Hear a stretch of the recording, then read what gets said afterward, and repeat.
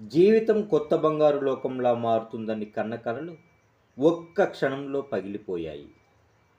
ఏదో విధంగా అమెరికా చేరితే అక్కడ కనీసం ఏ హోటల్లోనో, ఫామ్ హౌస్‌లోనైనా పని దొరక్కపోతుందా అనే ఆశతో అడ్డదారుల గుండా వెళ్ళి హాయిగా బతకొచ్చనుకున్న చాలామంది చేతులకు బేడీలు, కాళ్లకు సంకెళ్ళు వేయించుకొని ప్రత్యేక సైనిక విమానంలో తిరిగి వచ్చారు. వాళ్ళని అలా తోసేసింది అమెరికా ప్రభుత్వం. ట్రంప్ తిరిగి అధికారంలోకి వచ్చిన తరువాత తీసుకున్న అనేకనేక విపరీత చర్యల్లో ఇది ఒకటి.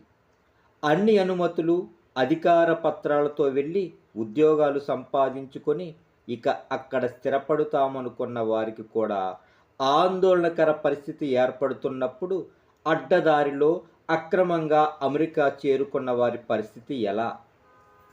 నయవంచన చేసే ఏజెంట్లకు 20 నుండి 80 లక్షల దాకా సమర్పించుకుని అక్రమంగా అమెరికా చేరిన భారతీయులు దాదాపు 18,000 మంది ఉన్నారంటే ఆశ్చర్యం కలుగుతుంది.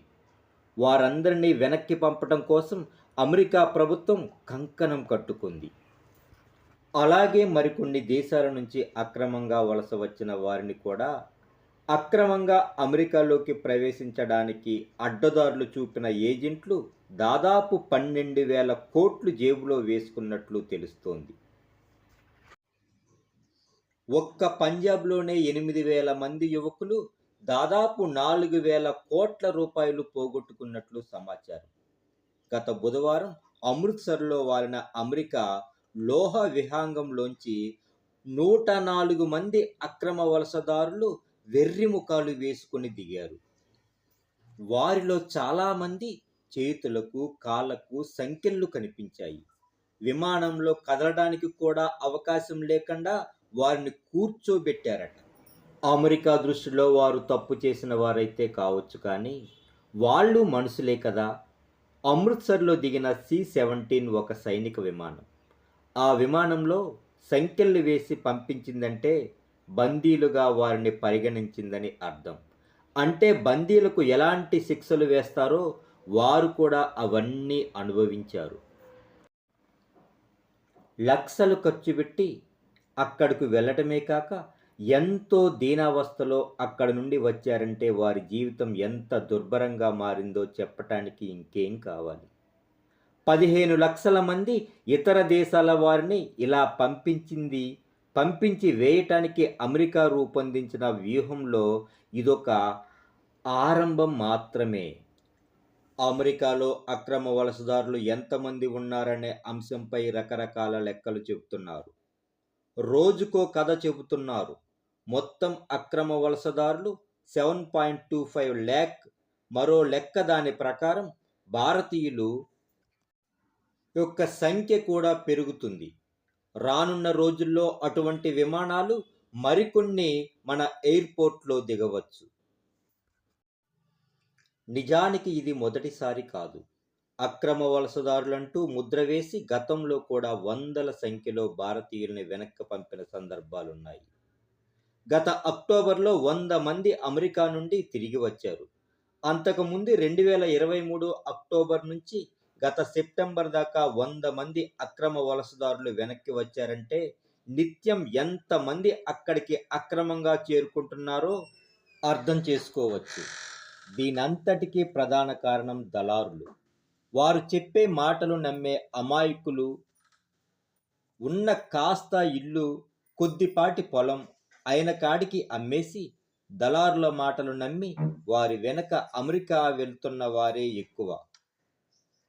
కొడుకులు అమెరికా వెళ్తే బాగా సంపాదించవచ్చు, తమ కష్టాలు తీరుతాయని గంపెడాశలతో ఉన్న ఆస్తులన్నీ కుదవబెట్టి పంపించే తల్లిదండ్రులే ఎక్కువ మంది. 10th పాస్ అవ్వగానే చాలామంది ఈ ఏజెంట్ల చేతిలో పడుతూ ఉన్నారు. పేదరికంలో మగ్గుతున్న వారిని దళారులు తేలికగా ఆకర్షించి రకరకాల మార్గాల ద్వారా అమెరికా చేరుస్తున్నారు. వారి దగ్గర ఎటువంటి అనుమతులు, అధికార పత్రాలు ఉండవు. వాటి గురించి తెలియని వారే వారిలో ఎక్కువ రకరకాల అడవి మార్గాల ద్వారా ప్రయాణించి వారందరినీ తీసుకుని వెళ్తుంటారు. కొంతమంది డ్రగ్స్, దోపిడీ ముఠాల్లో చేరి ఆ వక్ర మార్గం కూడా పడుతూ ఉంటారు. ముఖ్యంగా పనామా, గ్వాటెమాలా, కోస్టరికా వంటి దేశాల నుంచి అమెరికాకు అక్రమంగా చేర్చడానికి ఏజెంట్లు ప్రయత్నిస్తుండగా, మార్గం మధ్యలో వారిలో కొందరు యువకులను డ్రగ్స్ ముఠాలు ఆకర్షించి తమలో చేర్చుకుంటారు. ఎంతో ప్రతికూల వాతావరణం ఎదురైనా ఎలాగోలా అమెరికా చేరుతామనే ఆశ వారిని ముందుకు నడిపిస్తూ తీరా అక్కడికి చేరాక ఏజెంట్లు వదిలేయటంతో దిక్కుతోచని పరిస్థితిలో పడి బిక్కుమంటూ బిచ్చమెత్తుకునే స్థాయికి చేరుకుంటారు. కొందరు అలవాటైన దోపిడీలు, అక్రమ పనులకు పాల్పడుతూ పోలీసులకు దొరికిపోయి జైళ్ల పాలవుతూ ఉంటారు. ఉన్నత విద్య కోసం కెనడా, అమెరికా వెళ్లిన దాదాపు 20,000 మంది భారతీయ విద్యార్థులు అక్కడ కళాశాలలో చేరలేదని ఇటీవల ఓ నివేదిక వెల్లడైంది. మరి వారంతా ఏమైనట్లు? పార్ట్ టైం ఉద్యోగాలు చేస్తున్నామంటూ చెప్పి కొందరు నేరస్తులుగా మారుతున్నారు. ఇటువంటి విచారకర ఘటనలు అనేకం.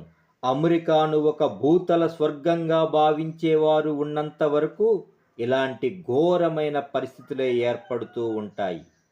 సగటు భారతీయుడు అమెరికా కలలు కంటూ కూర్చుంటే ముందు ఇంకా ఘోరమైన ఉదంతులు వినవలసి వస్తుందేమో. సురక్షితమైన వలసలను ప్రోత్సహించేలా కేంద్రం పటిష్టమైన చట్టం రూపొందిస్తే కొన్ని వేల మంది భారతీయులకు ప్రయోజనం చేకూరుతుంది.